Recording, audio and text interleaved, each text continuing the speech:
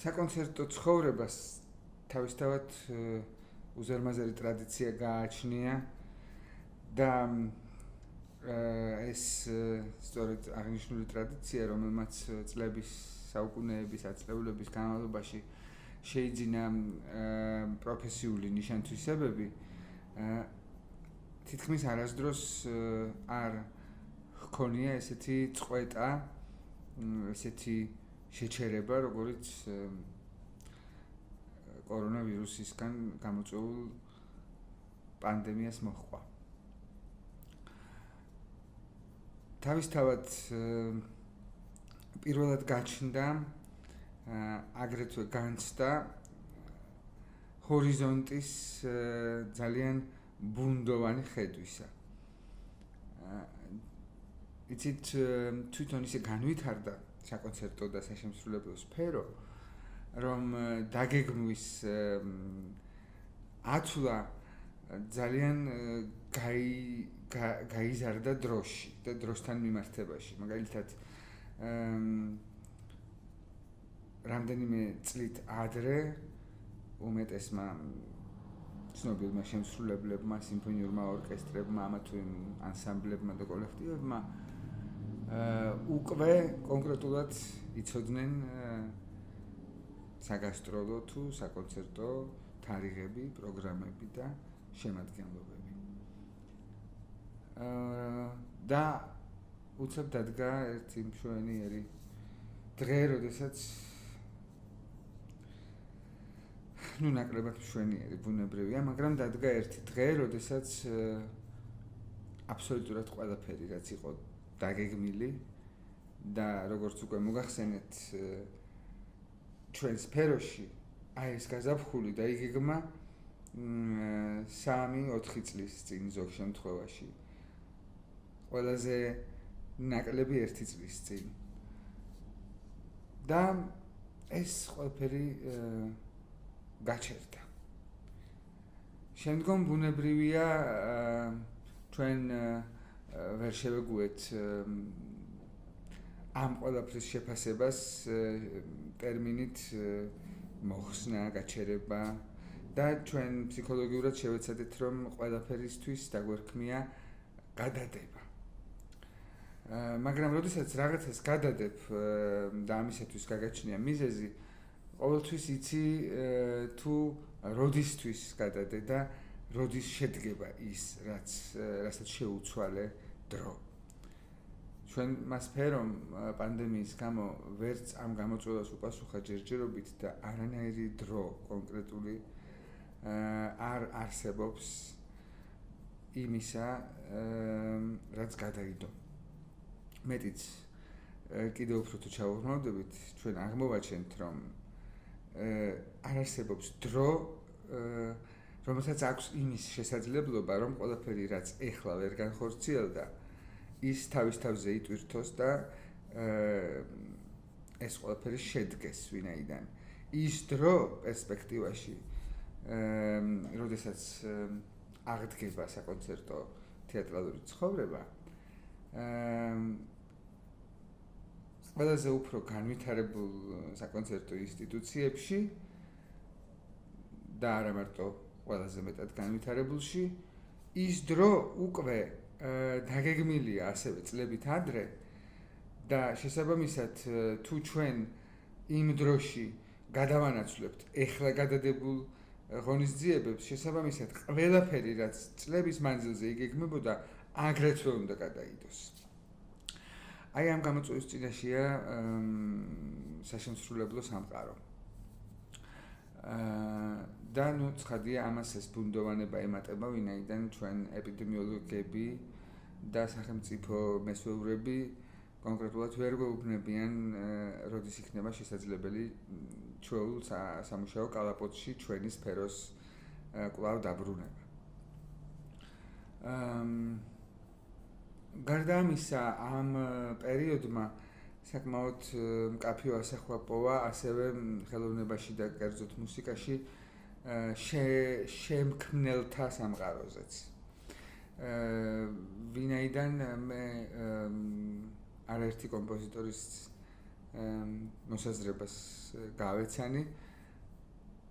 თითქოს ეს სანუკვარი დიდი დრო, როდესაც იძულებით სახლში ყოფნა მოგვიწია, იყო საჩუქარი ასეთი ტიპის სპეციალობის მქონე ადამიანთათვის, ვინც სწორედ აი ამ სიმარტოვეს სახლში ყოფნას საჭიროებს იმისათვის, რომ შექმნას. აღმოჩნდა, რომ გაროსამყაროს ეგრეთ წოდებული ლოკდაუნი ასევე ფსიქოლოგიურად შეიჭრა და აისახა ხელოვანთა სწორედ აი ამ შემქმნელ ნაწილზე. და პროდუქტიულობის ესე ვთქვათ ხარისხი საკმაოდ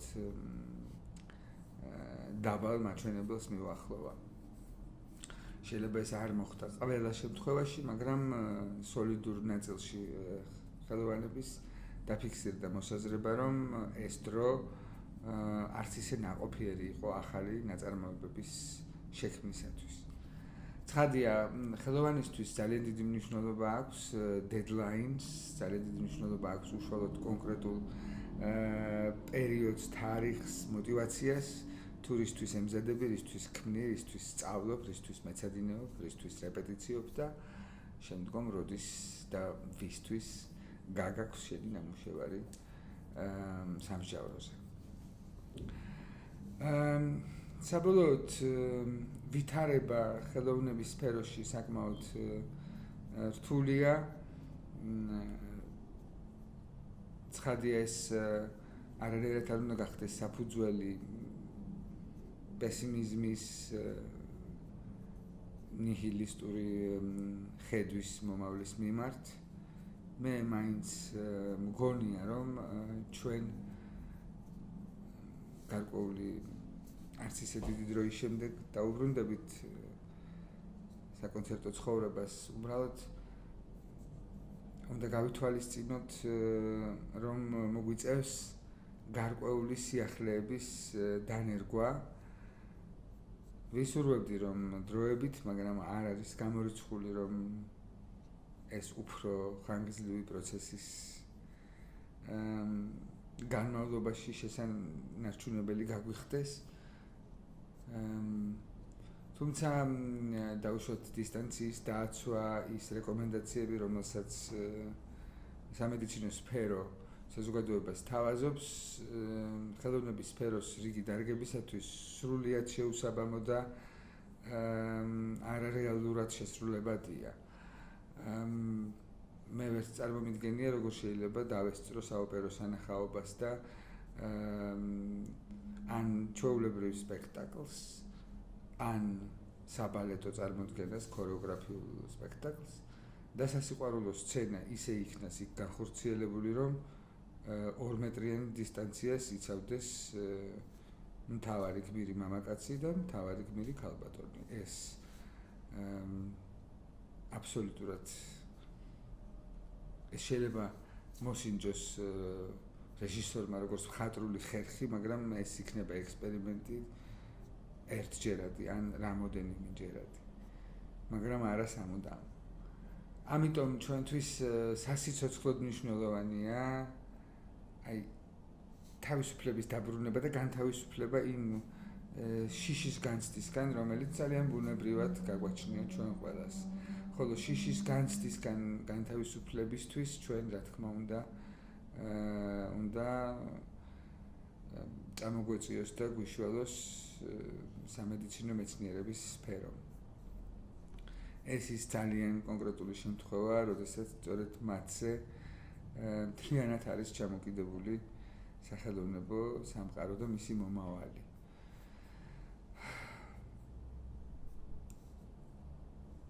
ბუნებრივია გულხურვალეთ მივისალმები ევროპული ქვეყნების იმ ნაწილის გადაწყვეტილებებს, სადაც ხდება სოციალური წახალისება, დახმარება და ხელის გამართვა ხელოვანების მიმართ, თვითდასაქმებული არტისტების მიმართ. და ვისურვებდი, რომ ჩვენ ქვეყანაშიც ხელოვანთა იმ ნაწილზე, ვინც სახელმწიფო დასის წევრი არ არის და ვისაც არ აქვს დოტაციური დაფინანსება, ასევე მოხდეს ხარში დადგომა და ეკონომიური მდგომარეობის წახალისება. აგრეთვე ვისურვებ, რომ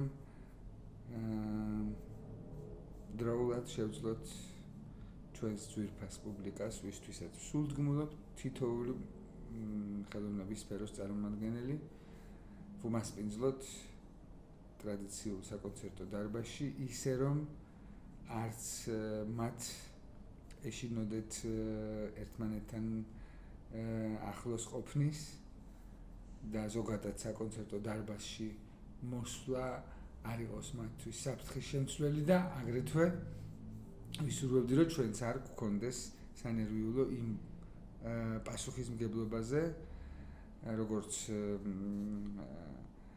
ასე ვთქვათ, ორგანიზატორები და მასპინძლები აუდიტორიისთვის,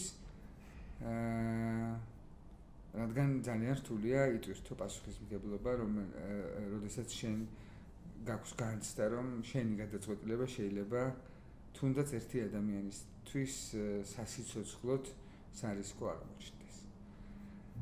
ეს არის ჩემი ყველაზე დიდი ნატურა დღეს 2020 წლის 16 მაისი.